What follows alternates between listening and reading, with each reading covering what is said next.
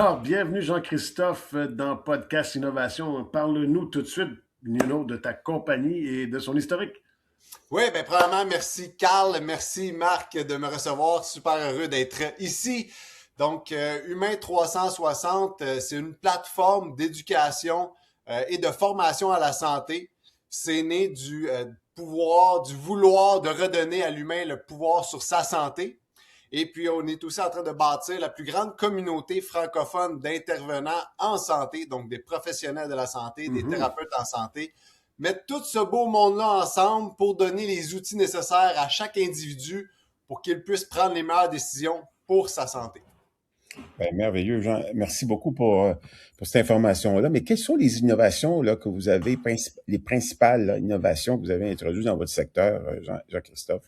Écoute, en termes de technologie, on n'est pas les plus évolués. La plus grande innovation qu'on fait, je te dirais, c'est au niveau humain, de vraiment rassembler tous les professionnels, de briser les silos entre le mode plus conventionnel, si on veut, qui est hospitalier, et le monde plus, qui vont dire complémentaire et non pas alternatif. Je tiens à mettre l'importance là-dessus. Complémentaire, qui est plus peut-être le privé, qu'on parle acupuncture, les kinésiologues, ostéopathes, naturopathes.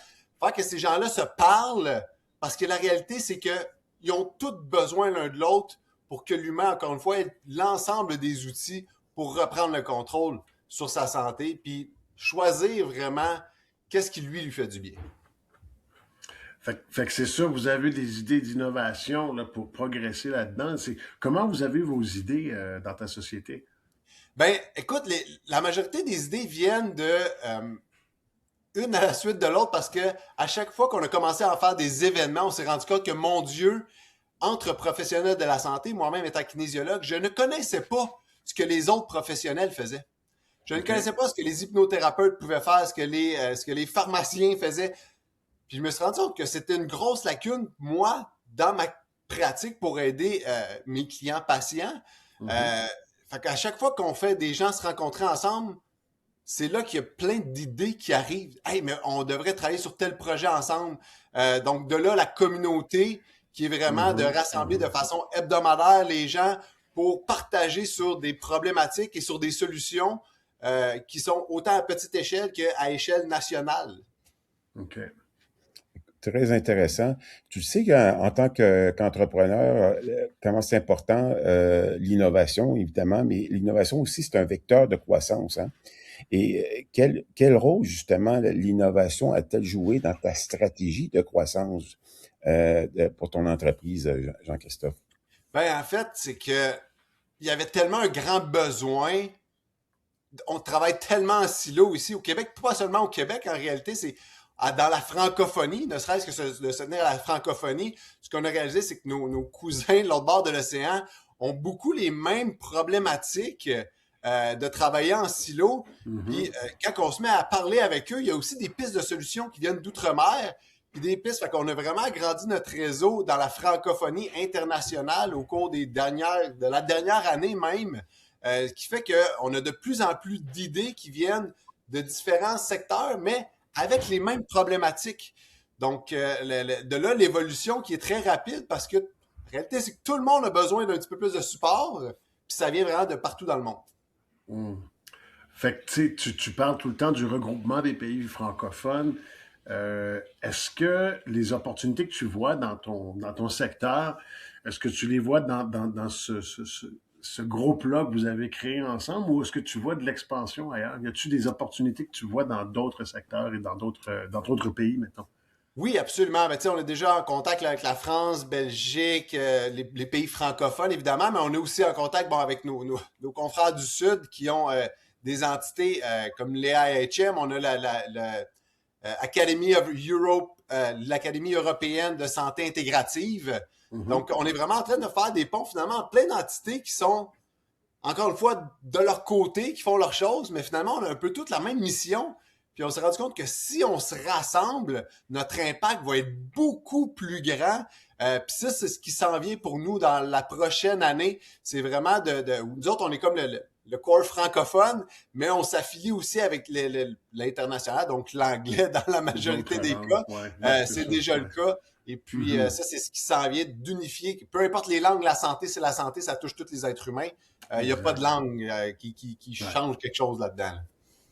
Écoute, c'est des beaux défis. Justement, parlant de défis, j'imagine que vous avez rencontré beaucoup de défis dans le lancement ou l'implantation de ces innovations dans ton entreprise. Et moi, ce qui m'intrigue, c'est comment tu as su surmonter ces défis-là à travers le temps.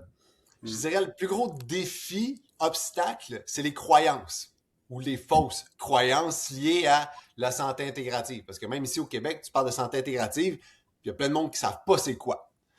Ou qui pensent que c'est de la médecine alternative, alors que c'est pas ça du tout. Donc, ça a été ça le plus gros obstacle. Puis la façon dont on le surmonte, c'est vraiment en ralliant les experts.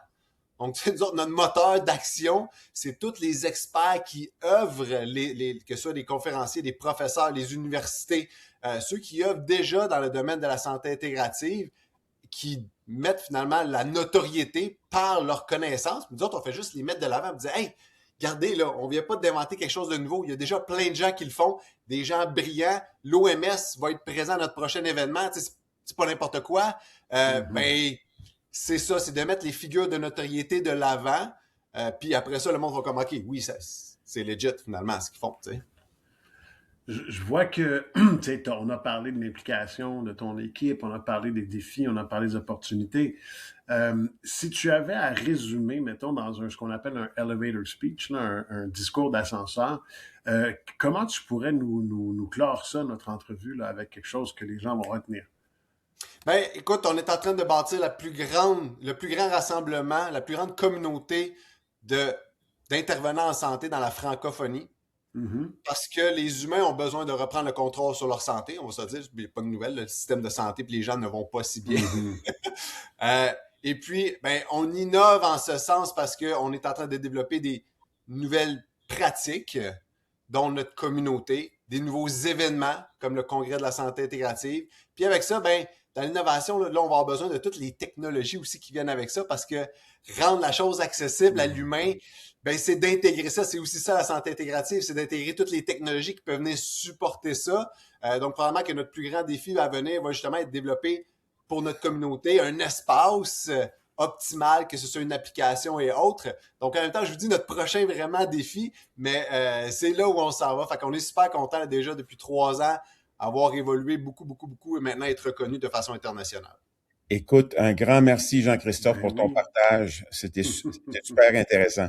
Ben, merci à vous, Carl et Marc, et au plaisir. OK.